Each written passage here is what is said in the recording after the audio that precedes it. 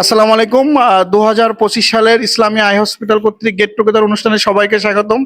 আজ আমাদের সাথে একজন কলিগ আছেন, উনি এই গেট টুগেদার অনুষ্ঠানটারে ওনার অনুভূতি প্রকাশ করবেন। আপনার নামটা? ওয়ালাইকুম আসসালাম, আসসালামু আলাইকুম সবাইকে। আমি রেশমা বলছি।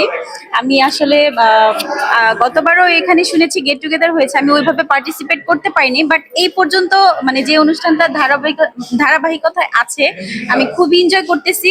আর আপনাদের সবার জানানোর জন্য শুধু বলে দিচ্ছি, আমি একটা স্টল দিয়েছি ছোটখাটো, সবাই প্লিজ একটু ঘুরে যাবেন। আর কি বলবো, আসলে আমি খুব এক্সাইটেড। আমি আসলে কিছু হসপিটাল প্রত্যেক বছর গেট টুগেদার অনুষ্ঠান করুক এবং আরো সুন্দর করুক, এত সুন্দর হয়েছে, আমরা খুবই খুশি।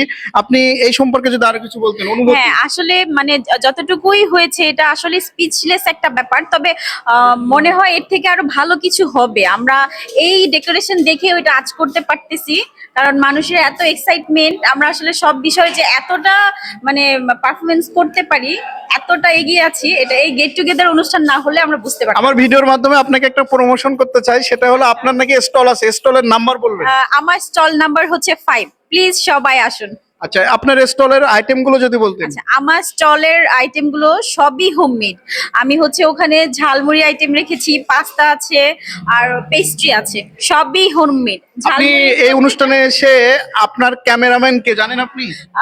হ্যাঁ, আমি তো সামনেই দেখতে পাচ্ছি, আমার লাইফের খুব স্পেশাল একজন মানুষ।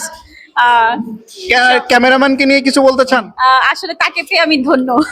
ইসলামী অথরিটিকে কিভাবে ধন্যবাদ জানাবেন, কতটুকু ধন্যবাদ জানাবেন? এর কোনো ভাষা না, আমি যতটুকুই বলবো কম হয়ে যাবে। এটা আসলে আমি ব্যক্ত করতে পারছি না এই সময়।